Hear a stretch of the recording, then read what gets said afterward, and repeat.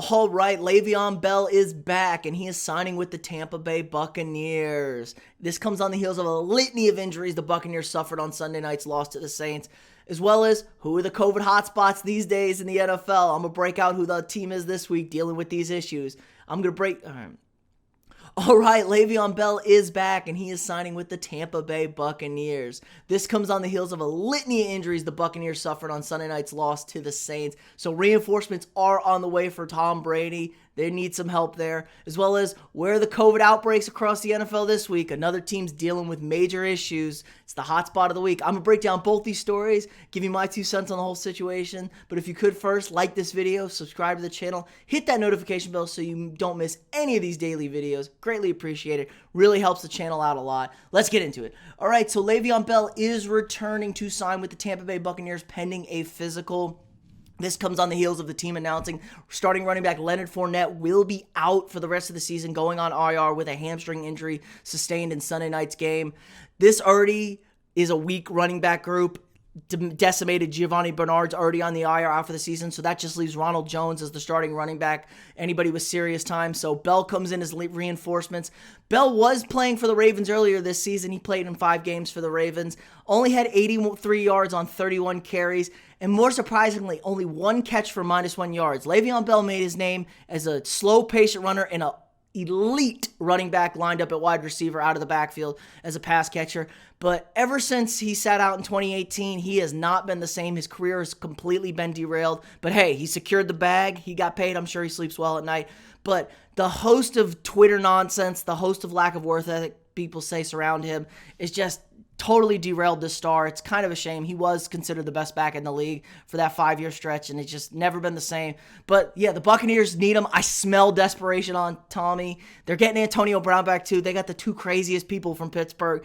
I'm sure Big Ben wishes he could have him right now because it's still a dysfunction in Pittsburgh, but they need it. They know the Buccaneers have a dogfight on their hands to get the 1 seed, to win another Super Bowl, and it's going to be tough sledding the rest of the way. Offense is going to be limited. The offense is so banged up, and they may have to rely on their defense. Their defense has been playing well. They are getting healthy. But yeah, this just adds and it helps round out the backfield. I don't know what the kind of impact Le'Veon Bell is going to have on the Buccaneers, but he's somebody. Maybe Tom revitalizes another old man's career. Tom's willing to do anything to win. It shows you that. After the loss to the Saints, he said, we need to get another running back. We need somebody, especially with Lenny down. So this makes sense for them. I smell, this reeks of desperation. I don't know what to think about the Bucs. Bucs were my favorite to repeat as the NFC champs. Chiefs to win the Super Bowl, but I just don't know, man. I don't think I can trust them anymore. The teams at the top of the NFC are very good. I don't necessarily trust the Packers either, but this is just a lot of injuries for the Buccaneers. But holy shit, if he can revitalize Le'Veon Bell's career, another career revived by Tom Brady, and he can get back to anywhere close to what he was, that's a lot of production. That's a lot of help out of the backfield where they can dump off to. Still got Mike Evans. He's a little banged up, but they still have Evans. They still have Gronk. Some of the young receivers are going to have to step up for Tampa Bay to try and keep this thing going. But yeah, let me know what you guys think about the Buccaneers situation. But moving into other news in the league, got COVID outbreak again. Omicron is raging across the country. Everybody's testing positive. The NBA is up to 90% of the cases in the league are Omicron variant. I'm sure the NFL is the exact same. Good thing is, symptoms are mild. The NFL does have their updated COVID policy, so if you are vaccinated and or boosted, you only have to get 2 negative tests on game day. And you can't have it must be asymptomatic. Can't miss that out. But Tyreek Hill joins the list along with 6 others. So they have 7 total players tested positive. And they said that's just the beginning.